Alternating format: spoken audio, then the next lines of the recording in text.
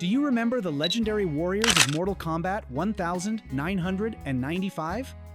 They thrilled us with every punch, every kick, and unforgettable battles that became pop culture history. But behind the fame and action were real people facing real-life struggles, tragic deaths, personal demons, and quiet heartbreaks the cameras never showed.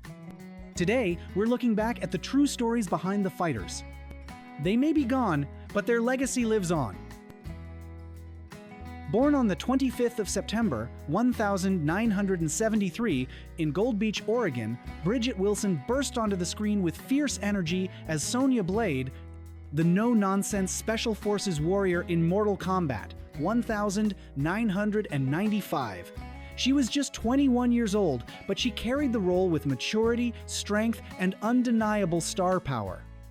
Fans embraced her as a new kind of action, heroine confident, capable, and real. But behind the scenes, fame came with a heavy cost. The intense media scrutiny, body image expectations, and pressures of early stardom took a toll on her mental and emotional well-being. Though she appeared in several films afterward, including Billy Madison and The Wedding Planner, Wilson gradually began stepping away from Hollywood. In 2000, she married tennis legend Pete Sampras, and the couple chose to lead a private, family-focused life in California. For many years, Bridget disappeared from the public eye by choice. But in 2022, she shared devastating news. She had been diagnosed with ovarian cancer. Since then, Bridget has undergone treatment with remarkable grace and resilience. Now 52, she lives quietly in Lake Sherwood, California, surrounded by family and continuing her health battle with the same strength she once brought to the big screen. Her story is no longer just about a fierce warrior in a video game, it's about a woman fighting for her life with dignity and love. Talisa Soto, born the 27th of March, 1967 in Brooklyn, New York, played the graceful and enigmatic Princess Kitana in Mortal Kombat.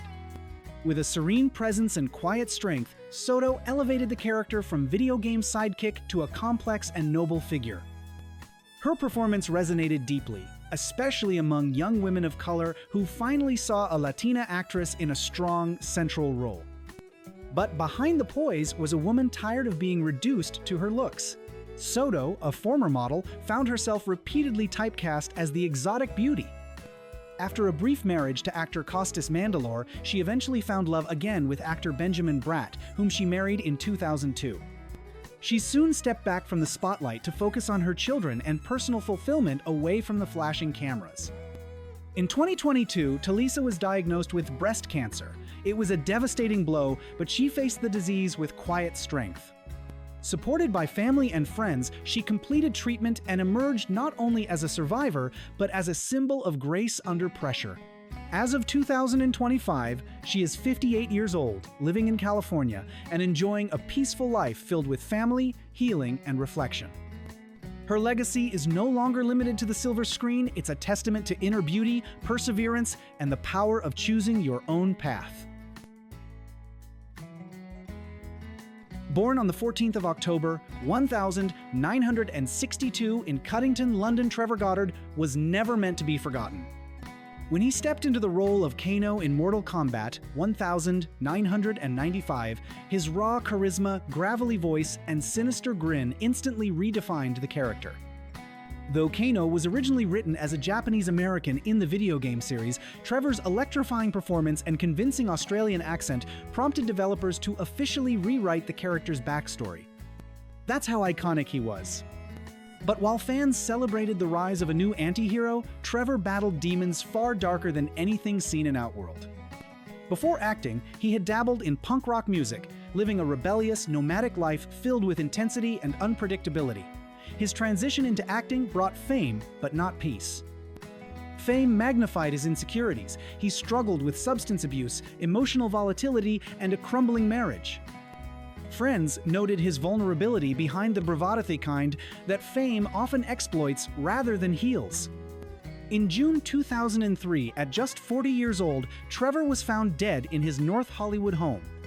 The cause was an accidental overdosing combination of heroin, cocaine, temazepam, and other prescription drugs.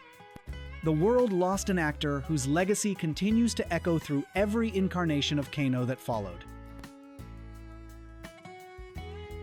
Born the 7th of February, 1957 in Los Angeles, Gregory McKinney was more than just a physically imposing actor, brought soul, discipline, and quiet honor to the role of Jax, the bionic armed warrior in Mortal Kombat.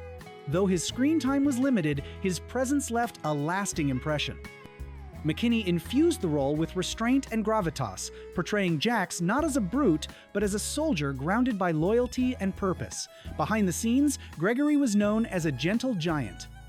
Those close to him described him as thoughtful, private, and intensely driven. Despite landing roles in high-profile films like Beverly Hills Cop 3 and Eraser, he constantly felt the pressure of being an African-American actor in a system that often overlooked black talent. That pressure translated into long hours, restless ambition, and a fear that he might never reach his full potential. His greatest comfort was his marriage, which grounded him in love and normalcy. But even love could not save him from the toll of exhaustion. On the 12th of April, 1998, Gregory died suddenly of a brain hemorrhage. He was only 41. In a business that often forgets its quiet contributors, Gregory McKinney is remembered as a man who brought strength to every role and dignity to every moment. Born on the 17th of July, 1960 in Hong Kong, Robin Shou grew up mastering martial arts and later became an international stuntman and actor. His portrayal of Liu Kang in Mortal Kombat was nothing short of legendary. As the franchise's moral center, Robin gave the role a spiritual gravity, choreographing many of his own fight scenes and lending authenticity to every move. But behind the scenes, Hollywood offered both opportunity and limitation. Typecasting haunted him. Despite his skills and charisma, casting directors often saw him only as the martial arts guy. Offers were repetitive, roles shallow, and meaningful character development scarce. The constant travel between Asia and the US strained his personal life, especially his marriage, which quietly dissolved under the weight of industry demands.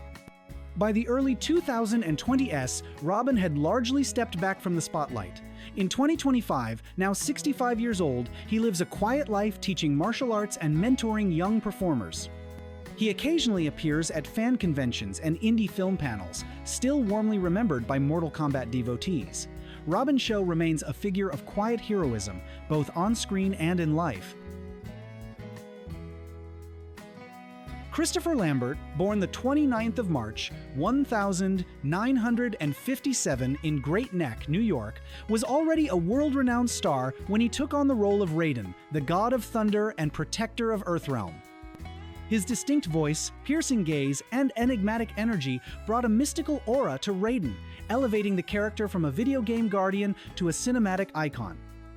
Long before Mortal Kombat, Lambert had made waves with Greystoke, The Legend of Tarzan and Highlander, which cemented his place as an international star. But fame came at a personal cost. His highly publicized marriage to actress Diane Lane ended in divorce, and several relationships afterward failed under the constant microscope of celebrity culture. As years went on, Lambert chose the quieter path. He moved to Europe, away from the chaos of Hollywood, and began working on more intimate, character-driven films. He also invested in winemaking and photography, embracing life's slower, gentler pleasures.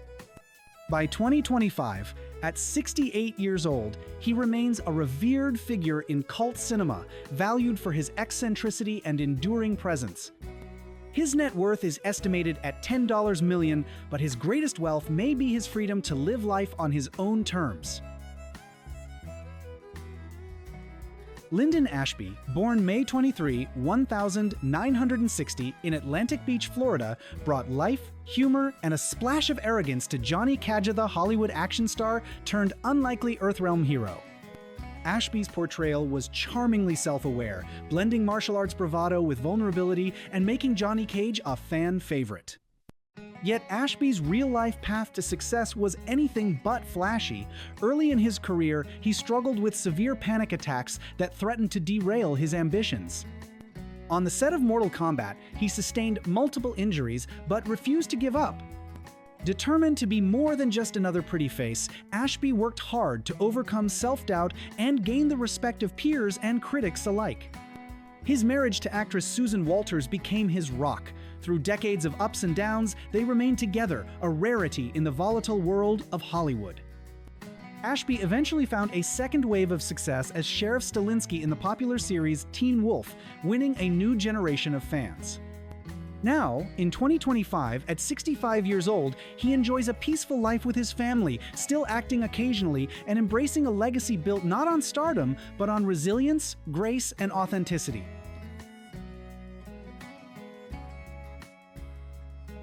Born the 27th of September, 1950, in Tokyo, Japan, Kari Hiroyuki Tagawa brought hypnotic intensity to the role of Shang Tsung, the soul-stealing sorcerer whose every line dripped with menace. "Your soul is mine" became an instant cultural catchphrase, and Tagawa became immortalized in video game and film history. But his journey to Hollywood was riddled with barriers. As a Japanese-American actor, Tagawa faced a wall of typecasting, always the villain, never the hero. While he embraced these roles with skill and dignity, he longed to portray characters with more complexity. For decades, he worked tirelessly to challenge Asian stereotypes in Western cinema, becoming one of the few Japanese-American actors to find consistent work in Hollywood throughout the 1980s and 90s. In 2015, Tagawa made a bold and unexpected decision. He converted to Eastern Orthodox Christianity and became a naturalized Russian citizen. The move drew criticism in the US, but also allowed him new artistic freedoms in Russia and Europe, where he took on more diverse roles. He returned to the Mortal Kombat universe in 2019 to voice Shang Tsung in Mortal Kombat 11 to overwhelming fan praise. Now, in 2025, at age 75, Kari Hiroyuki Tagawa continues to act on his own terms. He splits his time between Europe and the US, committed to pushing boundaries and shattering expectations. His legacy is that of a pioneer and actor who didn't just play villains, but battled the real-life villain of racial discrimination in the industry. Born on the 17th of January, 1965, in the United States, Chris Casamassa brought raw power to the undead ninja Scorpion in Mortal Kombat. Though his screen time was brief and his lines were few, his physicality, presence, and delivery of the legendary phrase, "Get over here," made him a fan favorite for life. Casamassa wasn't just playing a martial artiste, was one. A karate champion and head of the Red Dragon karate schools, he balanced Hollywood dreams with his lifelong dedication to teaching martial arts. But the physical demands of his dual careers eventually caught up to him. Years of training, performances, and travel led to chronic injuries and periods of burnout. In 2023, Casamassa faced a deeply personal tragedy, the death of his beloved father, Louis Casamassa, who had founded the Red Dragon system. The loss shook him to his core, prompting a step back from public appearances and a renewed focus on family and legacy. Today, in 2025, at age 60, Chris continues to teach at his school in Glendora, California, inspiring new generations of martial artists. Though his face may have been hidden behind Scorpion's mask, his impact on the Mortal Kombat legacy on thousands of young fighters is unforgettable. Lloyd Kino, born May 16, 1919, in Honolulu, Hawaii, played a small but profoundly moving role in Mortal Kombat as Liu Kang's wise grandfather, a spiritual guide who helps propel the story forward. Though his appearance was brief, his gravitas was undeniable. Kino's life story was marked by strength and perseverance. As a Japanese American during World War II, he was forced into internment camps, a deeply painful chapter that shaped his quiet dignity and later activism. Despite systemic discrimination, he built a career in Hollywood spanning decades, appearing in Star Trek, Hawaii Five-0, Godzilla, 1998, and more.